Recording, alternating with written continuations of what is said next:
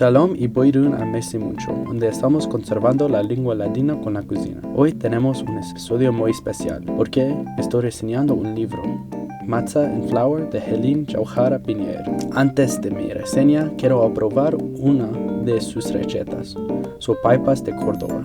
Madame Jauhara Pinier toma esa receta del retrato de la Lozana andaluza de Francisco Delicado y escogida porque la alcuna de mi yaya era cordobero, que significa de Córdoba. Ahora, esa receta es posiblemente la comida de mis antepasados. En una chanaca, combinar una media copa de agua, una cucharita de sal y una cuchara de aceite de oliva y calentarla sobre una baja lumbre. No quieres pollarla. Entre mientes, en un bol, ajustar un finjan de harina y una cucharita de levadura química y mezclar. Ajustar la mezcla de agua y aceite a la harina y enmoluscar. Después de que se combina, amasar por 10 minutos. Mi masa era muy pegajosa, aunque puede ser necesites que ajustar más harina como yo. Enaceitar un bol y dejar la masa en la pulsera por 30 minutos.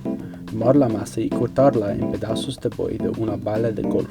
Tuve 12 pedazos. Llenarlos en un disco, más o menos de un cuarto de un pulgado en espesor. Quiero hablar sobre el origen de las sopaippas. Madame Jauhara Pinier dice que el donza, la mujer titular, los llama sopaippas, que proviene de mozárabe, que significa pan empapado en aceite. Ahora, sopaippas están populares alrededor de América Latina como sopapillas, y de donde yo las conozco, Nuevo México. Ajustar bastante aceite de oliva para cubrir el fondo de una sartén y posarla sobre una lumbre media. Cuando el aceite es bastante caliente, meter en sus discos de masa, freír cada lado por 1 o 2 minutos y echar para drenar. Ahora, ya que la masa no tiene azúcar, vamos a hacer el xarope de miel y romero. Combinar 100 ml de miel, 25 ml de agua y un puñado de romero en una chanaca. Bollerla y guisar por 5 minutos. Quitar de la lumbre y verter sobre las sopaippas. Y voilà, sopaippas de Córdoba. Y quiero decir, esa miel con romero estaba increíble. Yo estaba dudoso sobre lo, pero estaba sorprendido. Como he dicho, esta receta viene de Matzah and Flour. Es a veces un libro muy interesante y yo recomiendo por alguno que interesase en la cocina sefardí o histórica.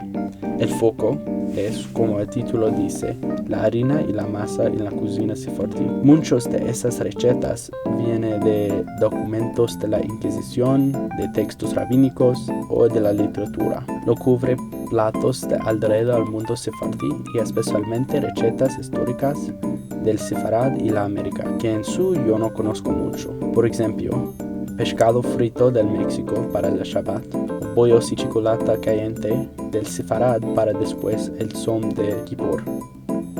Puedes topar un detalle al libro en la descripción. Merci mucho y goza.